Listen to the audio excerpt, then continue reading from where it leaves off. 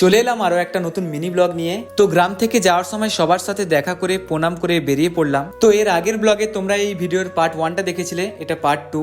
আর যারা পার্ট 1টা দেখোনি তারা কমেন্টে লিংক পিন করা আছে, যাও দেখে এসো। আর আমার কাকিমাকে দেখো কত বিস্কুটের প্যাকেট এনেছে আমাদের ওখানে নিয়ে যাওয়ার জন্য। দেখো খেতে কাজ নেই কাকিমার। হ্যাঁ, আরো কয়েকটা বিস্কুট আনতে পারতে।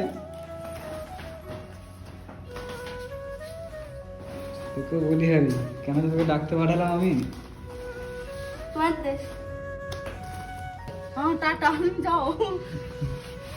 টাটা সানু। হ্যাঁ যাবো যেদিক দিয়ে পারি, যেদিক দিয়ে দু চোখ যায়।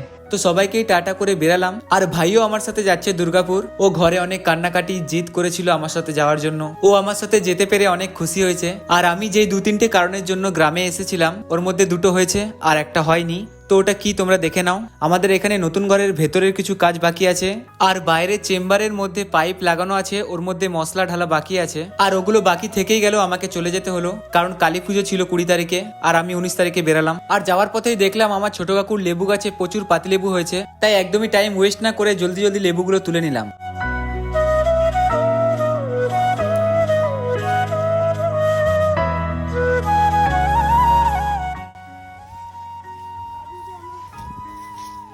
জামাটা চেঞ্জ করতে হলো, এত গরমে ফুল হাতা পরে আনকমফোর্টেবল ফিল করছিলাম।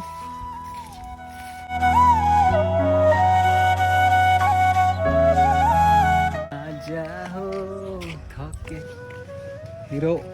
তো রাস্তায় যেতে যেতে হঠাৎ হনুমানজির সাথে দেখা হয়ে গেল, একেবারে আমাদের সামনে এসে বসলো।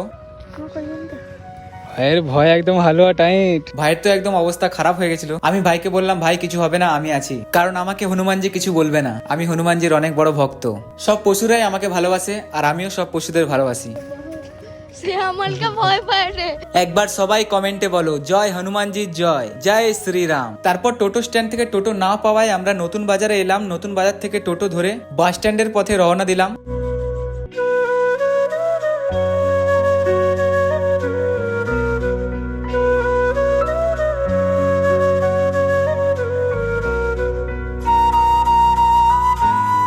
তো বাস স্ট্যান্ডে এসে কিছুক্ষণ ওয়েট করার পরেই বাস এলো আর বাসে উঠেই রওনা দিলাম। আর তোমাদের কাদের কাদের বাসে ট্রাভেল করতে ভালো লাগে কমেন্টে অবশ্যই জানাবে, আমার তো ভালো লাগে না। তো বাসে নজারা দেখতে দেখতে যাচ্ছিলাম। তো এই ব্লগটা এখানেই কন্টিনিউ থাকলো, দেখা হচ্ছে এই ব্লগের নেক্সট পার্টে। আর নেক্সট পার্ট খুব জলদি আসছে। সবাই ভিডিওটা লাইক আর চ্যানেলটা সাবস্ক্রাইব করে রাখো।